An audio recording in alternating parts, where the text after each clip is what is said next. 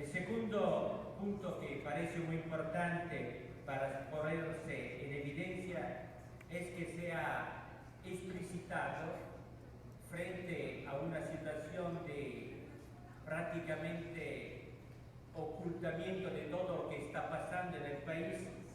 un proceso de visibilidad de las personas y de sus comunidades.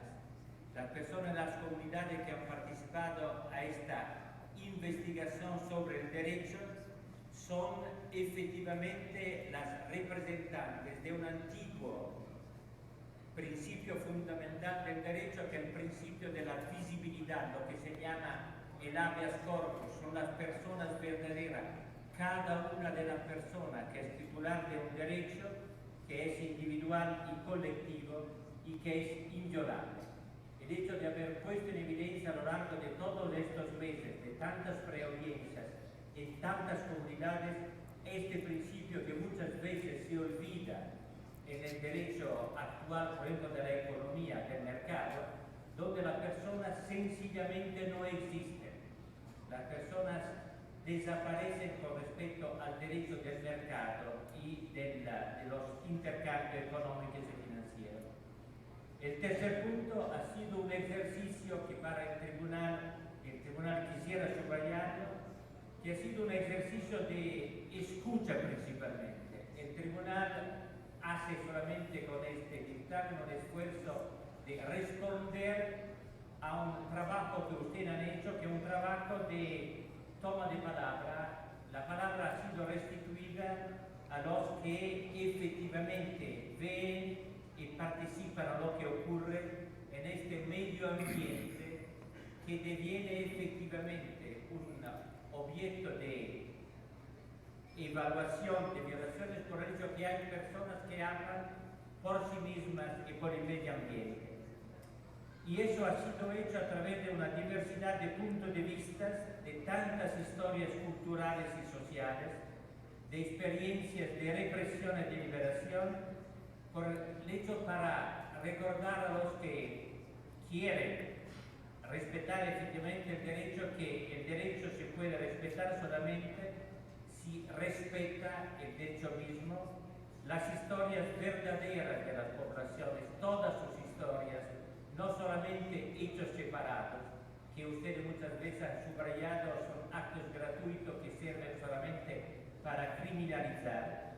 sino que recuerda esta toma de palabra, que esta escucha es el principio fundamental de cualquier evaluación jurídica. Mucha gente ha dicho que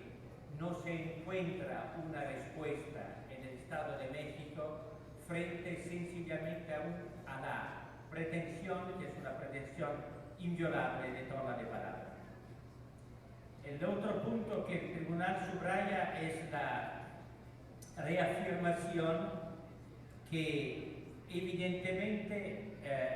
frente a las violaciones masivas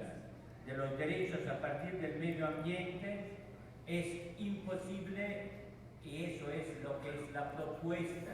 del TLC, que ha sido y sigue siendo uno de los protagonistas como actor de las violaciones, no puede ser solamente un tratado económico lo que hace desaparecer la prioridad de los derechos de las personas y de las colectividades. Es importante subrayar también que esta originalidad metodológica de las comunidades se ha expresado bien, estamos acá a ver todos los temas, a través de una combinación muy importante, que quizás sea importante que se perciba en la experiencia de usted, de analizar la situación reconociendo su complejidad y reconociendo en este sentido que solamente los que viven en la comunidad pueden comprender la complejidad y no hacerse espantar del hecho de ser complejo, al revés, de saber que ustedes viven en la complejidad de tantos factores y por eso puede precisamente con un esfuerzo colectivo identificar de un lado lo que ustedes han dicho, los ejes temáticos que permiten de identificar que hay problemas específicos, el agua, la energía, pero que cada uno de estos ejes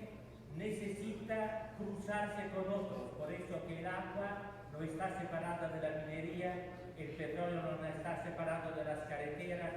de manera que con eso se descubre también que hay vínculos y cruces entre comunidades que si no parecerían separadas y distintas por el hecho que uno tiene el problema del petróleo y el otro tiene el otro problema. Aquí ha sido una gran escuela de alfabetización a enfrentar la complejidad de los problemas, no subiendo la complejidad como una excusa para no examinarlo, sino para asumirla como un deber aún más importante por parte de las comunidades y evidentemente por parte de los estados. Y se ha cruzado también estos temas de los ejes temáticos con escenarios regionales, lo que ha sido presentado ayer, donde se ve cómo efectivamente, aún en el local más pequeño, los grandes factores se cruzan. Y es importante reconocerlo a pesar del hecho que después se reconoce que muchas veces una comunidad aislada no puede garantizar una resistencia a todo eso. Pero eso es un problema importante y el tribunal ha pensado de poner esto en evidencia como una primera manera de un método que necesita repetirse. Es cierto, va a repetirse también a través de las otras audiencias del país, de la agricultura y de las otras, y pero que en esta del medio ambiente se ha expresado en una situación de especial dificultad por el hecho que habían tantos problemas. No tenemos el tiempo, como digo, de leer todo, así como los compañeros, y pero pienso que es importante poner en evidencia eso que quizás se traduce también en las recomendaciones, para tomar solamente un ejemplo, quizás es un sesgo mío por eso que soy también médico, pero me ha agobiado mucho el hecho que en todas las denuncias, en todas las experiencias, antes que de las denuncias, de las comunidades, por ejemplo, todos y todas han puesto en evidencia de un lado la dramaticidad de las consecuencias de las violaciones del medio ambiente sobre salud. Pero todas y todos han dicho que todas estas evidencias se quedan fragmentadas. Se dice hay muchos cánceres, se mueren de leucemia y todos repiten eso. Pero cuando uno después busca datos, solamente una comunidad ayer ha dicho sí que hemos tenido algunos pocos estudios. Ese modelo pienso que es importante, lo hemos mencionado aquí en el comienzo, para dar idea que con este trabajo de juicio, el trabajo no se concluye, sino que sigue, lo van a escuchar después aún más específicamente, por el hecho de proponer una metodología de examen que es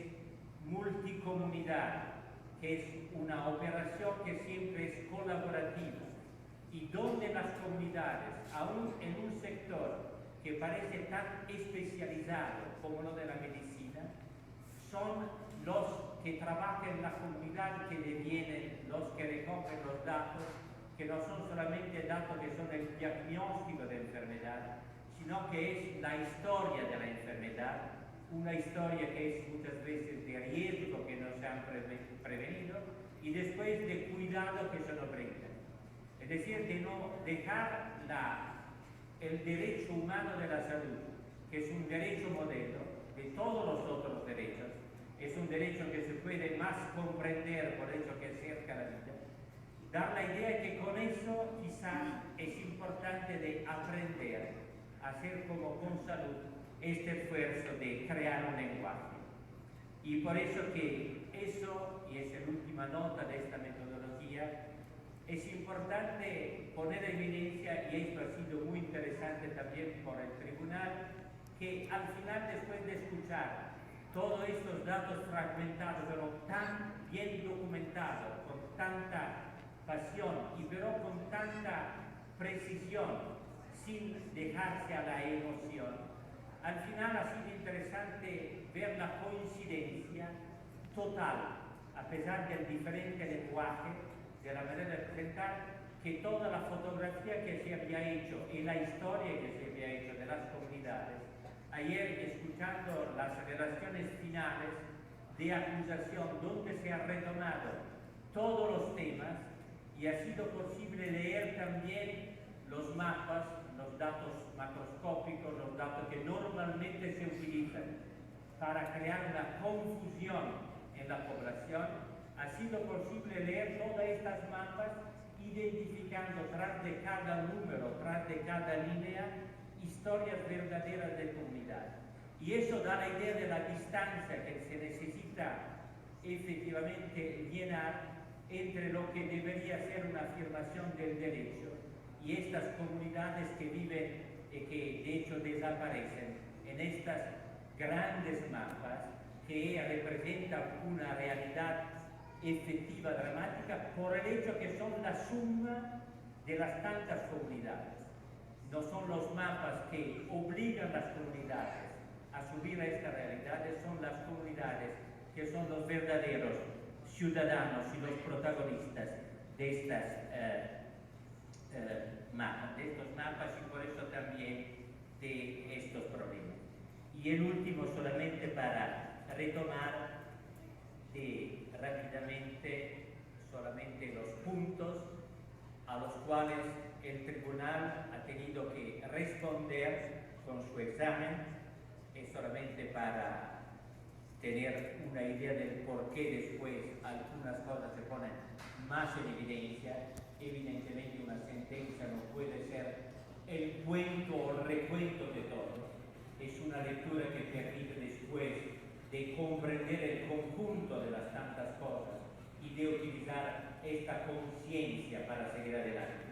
Y pero ha sido necesario pasar a través de los tantos puntos de la acusación que ustedes mismos han formulado a lo largo de la parte preparatoria,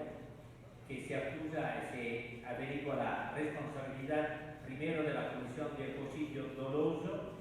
premeditado y flagrante, con el propósito de incrementar las ganancias económicas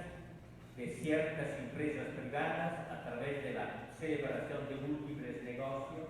de alto impacto ambiental, los cuales incluyen la posibilidad de lucrar con las administraciones ambientales negativas derivadas de tales negocios. Segundo, la importación de externalidades negativas, es decir, algo de muy técnico y que pero es muy pesado por la vida de las personas. El tercer punto, algo que ustedes han experimentado y denunciado directamente en su vida, la violencia estructural desatada en contra de la naturaleza y los núcleos de población indígena, agraria e urbano popular, aniquilados, desplazados u obligados a habitar ambientes deteriorados, con el propósito de hacer efectivos los despojos masivos de territorios que las empresas privadas requieren para el aprovechamiento irracional que hacen de los recursos naturales del país. El cuarto punto, el complejo de las afectaciones ambientales y agrarios, conexos y derivados causados a los núcleos de población. El quinto, la infracción de los deberes de cuidado respecto a las condiciones naturales de la vida social. Sexto, la actitud imprudente, permisiva o omisa en relación con la elevación de los niveles de riesgo ambiental vital y socialmente tolerable. El punto 7 es la interpretación, como se dice, contra hombre, en contra de las personas, de una regulación deliberadamente contradictoria o la indiferencia franca con respecto a los principios básicos del derecho ambiental. 8. La violación masiva y sistemática del derecho a un ambiente sano y adecuado para el desarrollo sustentable de la humanidad. 9. El modo impositivo y opaco que ha caracterizado la formulación, implementación y evaluación de las políticas gubernamentales relacionadas con la gestión ambiental. Punto 10. La incapacidad estructural para garantizar el acceso de los afectados ambientales a la justicia y para hacer efectiva la tutela jurisdiccional de los derechos ambientales de la población y la reparación integral de los daños ecológicos y los agravios derivados y conexos causados. El punto 11, el uso de la fuerza pública y el recurso a la violencia, de hecho, en contra de quienes defienden de manera pacífica la naturaleza, los territorios, las condiciones ambientales de su propia vida y de las otros, y de la de los otros a través de prácticas tradicionales, saberes locales o conocimientos científicos y estrategia política. Y el último punto ha sido la política represiva de criminalización y judicialización de los conflictos sociales como mecanismos de ocultamiento y desarticulación de la protesta ambiental. Cedo ahora la parola a Marcelo Ferreira,